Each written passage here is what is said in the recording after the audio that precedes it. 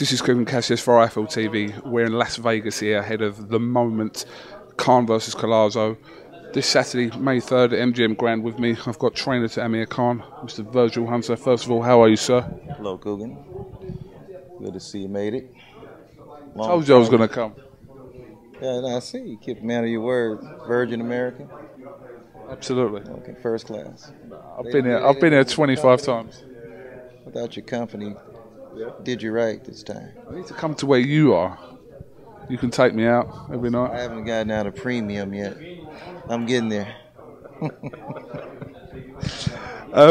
We're in Virgil's apartment here. Is this? You can't. This shot doesn't do this place any justice. It's absolutely unbelievable. It's unbelievable. Amir's suite is unbelievable. We got to keep that going, you know. But it's good to be here. Just finished working out. Things going well. The last time I spoke to Amir, obviously the fight with Luis COLLAZO hadn't been announced. Was this a fight that you recommended or that you were happy about Amir taking for his first fight at 147? Well, he had to fight. He's up there where he should take fights like this. So the best of Amir Khan can come out. So I didn't quarrel about the fight at all. I have a lot of respect for Luis COLLAZO. But it gives me a great indication where Amir Khan is at this time with our interaction, our merging together, to give me a great indication where we are. So it was a good fight to take. What were the other realistic names that were mentioned for Amir's first fight at this weight? You know what? I think Guerrero's name was in it. Broner for propaganda. I don't think that ever was going to take place, but I think COLLAZO was a strong candidate from the beginning, along with Guerrero. I think at the time Robert Guerrero had some things going on, so was not quite sure whether or not he wanted to fight. I think he indicated later he did, but COLLAZO stepped up, and time was short, so we had to make a decision on who we're going to fight if we're going to make it the May 3rd date and fight on this undercard. So COLLAZO was the right choice. Offensively, we know what we get with Amir Khan. Defensively, have you noticed a change in his last two fights since you've been with him? It takes time. It's amazing people want change in less than a year on some things that have gone on from the very beginning of time. It takes time. But I think the boxing world will be quite surprised at the Amir Khan they'll see Saturday night. That's what I can say about it. And I'll let the critics and fans and everybody judge for themselves. Luis COLLAZO coming off an early stoppage win over Victor Ortiz. He's been around for a little while. Obviously fought Ricky Hatton nearly 8 years ago now. What kind of Luis COLLAZO are you expecting into the ring come Saturday? You know what? At this level, you really have to concentrate on what you're bringing to the party, and because that's the most important part. Again, we did our work out of respect for who Luis COLLAZO is as a fighter. We respect him, so we didn't cut any corners. We trained diligently, we trained focused, and like we were supposed to. Can't get an accurate reading on the Ortiz fight. Very strange fight to me. So I can't really get an accurate reading on that fight. What I can say is that Amir Khan is prepared for whatever Luis COLLAZO brings to the party that night. It's been made public recently that Amir Khan has joined forces with Al Heyman. What are your thoughts on that, Virgil? I mean, it was a personal choice, move that he wanted to make. I don't think anything but good can come out of it. Al Heyman has proved that he is an asset to the fighters that are in his care and custody. And I think that Amir probably recognized that. And he decided to add him to his team. And since he has added Al Heyman to his team, nothing but good has come out of that. So I think personally it was a good choice. Obviously, as a trainer, not overlooking the fight in hand this Saturday, but within the camp, is there still hopeful of the fight with Mayweather at some point before Mayweather retires? Well, you know what? I'll be honest. Once COLLAZO was announced, we shut the Mayweather thing down, and we came to the agreement that performance would, dictate and push that fight if it ever comes about. So we moved on. We moved off of it. No longer discuss it. It's not happening. It didn't come to fruition. What did come to fruition is COLLAZO. So that's where the mindset is. That's where the focus is, and that's where we're prepared to, um, perform. May 3rd, Saturday night. Okay. Moving on to another one of your fighters who has Another one.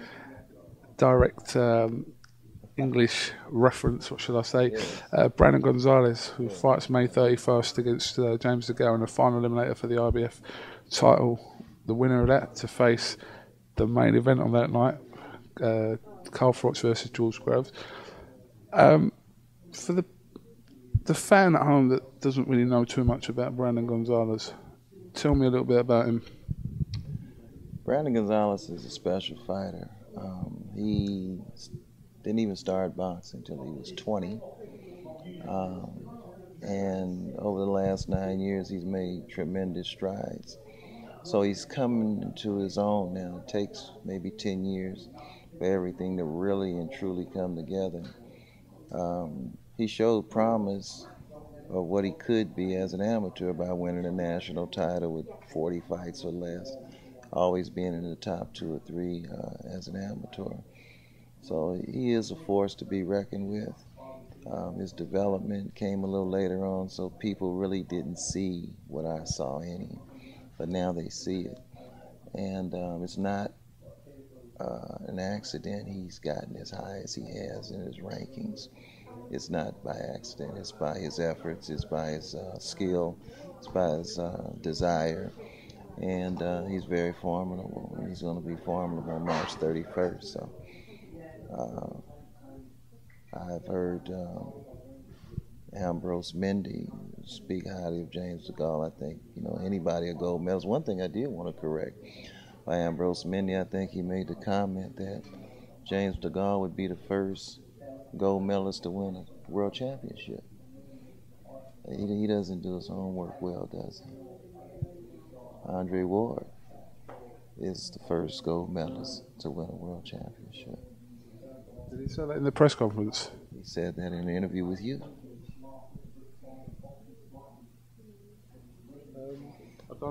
He might have said it in the press conference because I didn't. The day you're talking about when James signed for. I don't know where he said it, but he mentioned it. So. Oh, right. It may have been in the press conference. Yeah. I'll have to go back and have a look. He doesn't have that luxury, so he has to get in line with that one. Andre Ward is a gold medalist and a world champion. Okay. I'm sure Mr. Mendy will be watching this video, so we've just told him. Well, it's all in friendly, of course, friendly correction, I should say. What do you think about James DeGAle as a fighter? How much of him have you seen over the years? I've watched more of him quite naturally now. He's a good fighter. And he has his flaws. He has his issues. I think one thing that is very crucial about his mental makeup is that he mentioned that he was depressed, which I really didn't understand because he's fighting in the mall and fighting in the ballrooms. He's depressed. I thought maybe a situation like that would be very motivating. That would drive him.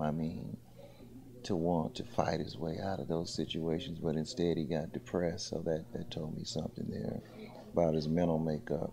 Look, he's going to have to fight a different fight that he's never fought before to beat Brandon. And I know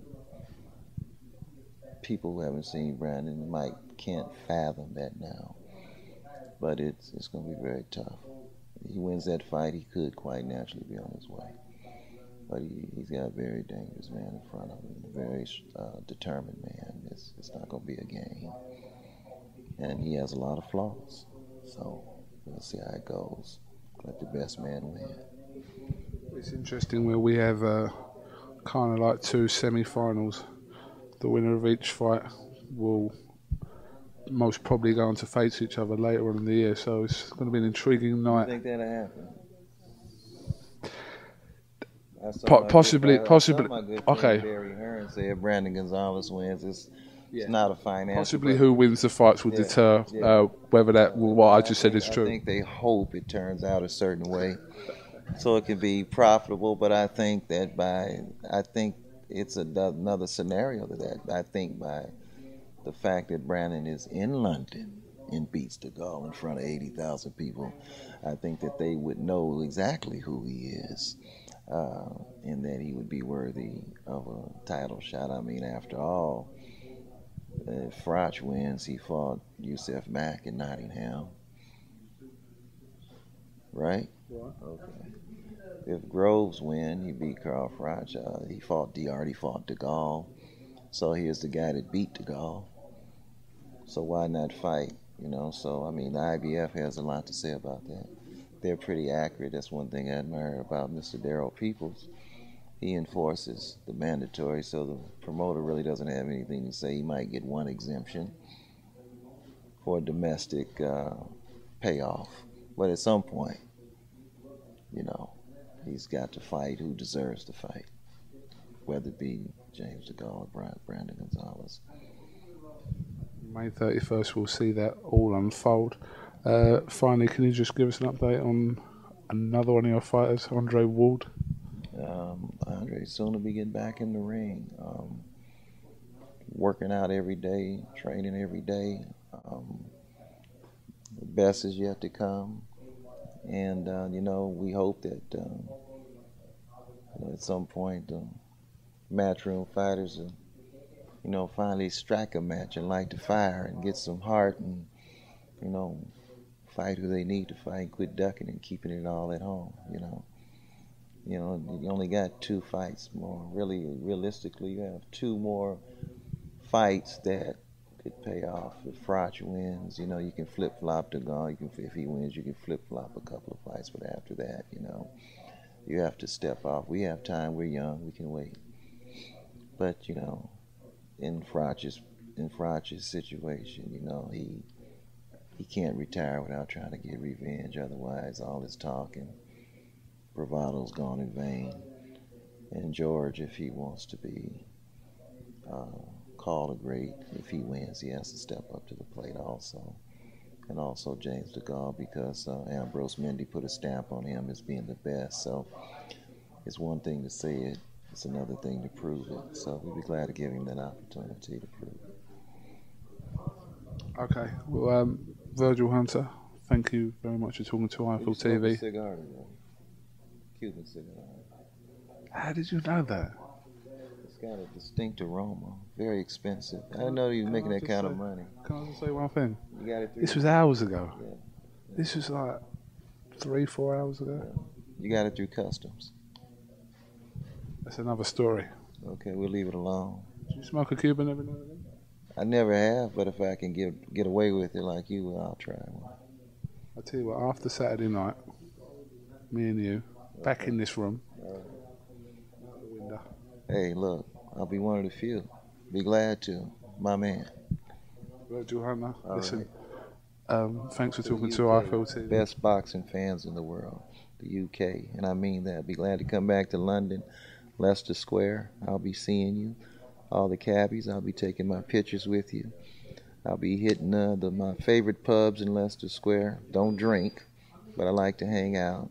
See you at Wembley. It's going to be a fantastic night. I want to take you out in Essex. I like that.